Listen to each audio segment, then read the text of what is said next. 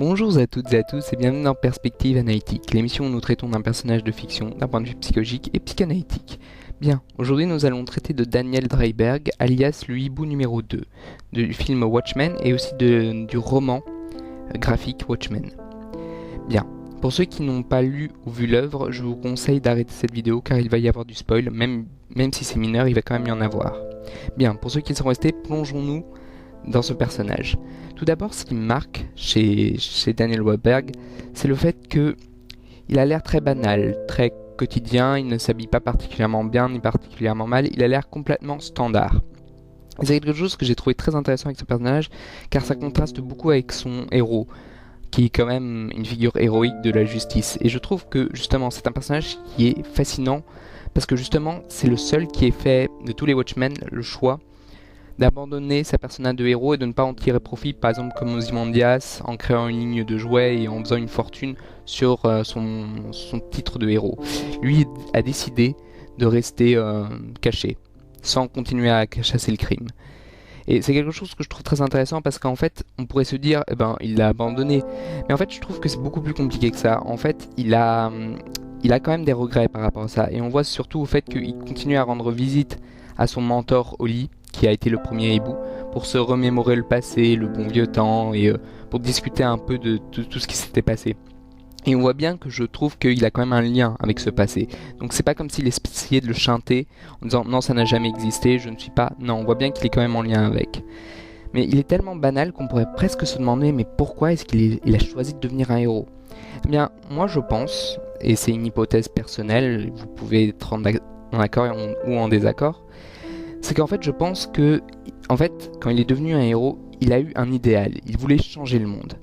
Et je pense que cet idéal, il voulait le transmettre à travers une figure qui était le hibou, puisque lui-même s'est inspiré d'un héros qui existait déjà. Et je pense qu'il voyait dans la figure du hibou quelque chose d'idéal, et quelque chose à défendre. Et je pense que c'est ça, c'est en fait la fougue de la jeunesse et de l'adolescence, je pense qu'il y a beaucoup de ça. Elle était très présente chez lui, je pense, et donc du coup il voulait changer le monde. On peut aussi penser que c'est dans un rapport conflictuel avec son père. En effet, lorsqu'il discutera avec Laurie dans sa cave, il lui dira que son père n'a jamais approuvé de son mode de vie et que son père était un banquier richissime. Donc on peut penser qu'en fait, dans un mouvement adolescent, le hibou ou Daniel Dreiberg, en fait, a décidé de se couper des idéaux paternels, des valeurs du père, pour se tourner vers des idéaux plus nobles. Puisqu'on peut penser que le père était peut-être quelqu'un de très pragmatique, très porté sur ce qui peut se faire et ce qui ne peut pas se faire, alors que Daniel avait plus l'air de quelqu'un de rêveur qui voulait vraiment changer le monde. Et je pense que c'est ça, c'est qu'il a voulu se détacher de cette idée paternelle en fait. Mais là où je trouve ça très intéressant, c'est qu'en fait, cet idéal, il va finir par être fracassé par les événements du film, notamment cette loi pour interdire aux héros masqués d'intervenir, et les émeutes. Et d'ailleurs, il y a cette merveilleuse scène où le comédien se met à tabasser des gens dans la foule et à les malmener, et quand il va lui dire mais qu'est-il arrivé au rêve américain, mais c'est quoi ce délire, il va lui dire tu l'as en face de toi le rêve américain, c'est ça. Et à ce moment-là, on peut bien voir qu'il y a quelque chose d'incompréhensible qui se passe pour Daniel. Il ne comprend pas ce qui s'est passé, quelque chose en lui presque se casse en fait, et c'est cet idéal adolescent tellement énorme qu'en fait qui vient de se fracasser en fait, parce que ce qu'a dit le comédien et sûrement par tous les autres événements, puisque les gens même qu'il voulait protéger sont en train de se révolter contre, pas lui personnellement, mais contre son groupe, les Watchmen. Donc du coup, c'est ça qui rend les choses complexes, c'est qu'en fait, Daniel n'a plus d'idéal à ce moment-là, son idéal part en fumée. En fait, il est obligé par défaut de prendre une vie adulte, une vie où en fait où tout est désidéalisé et on a plus l'impression qu'il subit sa vie plutôt qu'il la vit en fait. Et donc du coup ça donne l'impression d'avoir quelqu'un d'assez déprimé en fait en face de soi, je trouve, dans le début du film. C'est quelqu'un qui n'a pas l'air d'avoir beaucoup d'intérêt, c'est quelqu'un qui n'a pas l'air de s'investir beaucoup dans sa vie, il a l'air de vraiment, je pèse mon mot, subir sa vie en fait. Et je trouve que on voit aussi ça dans le fait qu'il est très angoissé. On voit bien que lorsqu'il essaye de coucher avec Laurie pour la première fois, il a une panne.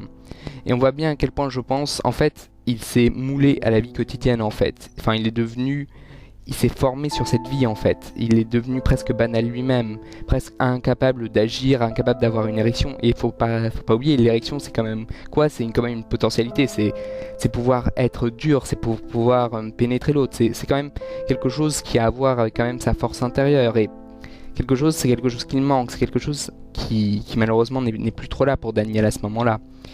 Et en fait, je pense que c'est en re-rencontrant Laurie et en vivant justement des aventures héroïques que ça va réveiller cette fougue adolescente qu'avait Daniel, cette fougue de je peux changer le monde, je peux y arriver. Et en fait, en psychologie, souvent on s'attarde sur l'enfance en disant que l'enfance c'est toujours le moment palier, et c'est vrai, l'enfance a un grand rapport avec... Mais en fait, souvent on oublie l'adolescence, qui en fait est elle aussi un palier énorme pour la vie d'un individu. Et l'adolescence ne fait pas que juste disparaître. Pareil, telle que l'enfance, en fait, elle reste de manière latente et elle peut se réveiller en fonction de ce que vit l'individu. Ce qui fait que, par exemple, la crise de la quarantaine, c'est typiquement ça. C'est un espèce de réveil adolescent au beau milieu de la vie qui va faire que les gens vont faire des choses complètement hors du commun. Et quelque part, je suis pas en train de dire qu'il a sa crise de la quarantaine, hein, soyons réalistes, mais qu'en fait, Daniel, à ce moment-là, quand il retrouve Laurie, il y a quelque chose de fougue d'adolescence et de jeune adulte qui va le reprendre et qui va lui permettre d'une part de faire tout ce qu'il fait, c'est-à-dire en gros de pouvoir sauver des gens, être un héros, sauver Rorschach, enfin, il va pouvoir de nouveau prendre confiance en lui et être dans vraiment dans cette identité de héros et dans cet idéal justement. Et il va retrouver aussi sa fonction érectile, il va pouvoir pénétrer Laurie, il sera de nouveau capable, là où avant il était incapable, puisque justement il avait fait, quelque part il était dans cette désidéalisation, là il est dans un remouvement de narcissisation, remouvement de je peux faire, je suis capable. Et c'est vraiment ça, c'est Daniel est dans ce mouvement-là.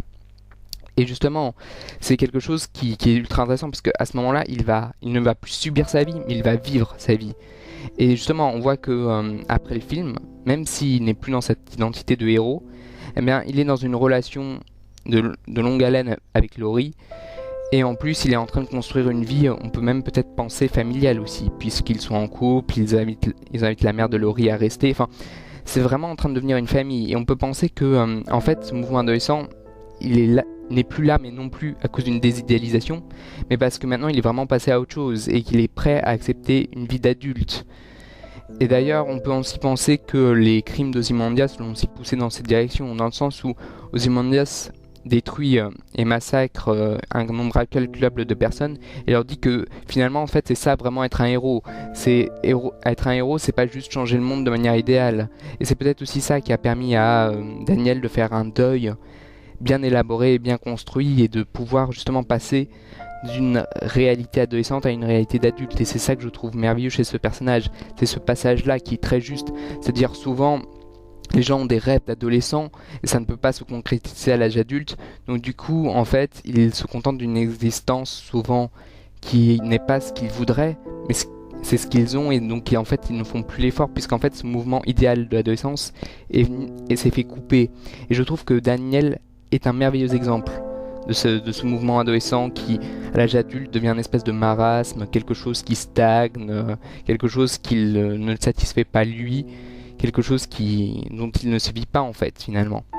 Voilà, ce qui conclut mon dernier argument. J'espère que cette émission vous aura plu, et si vous voulez que je traite d'un autre personnage, n'hésitez pas à me le signaler en commentaire. Sur ce, ciao ciao.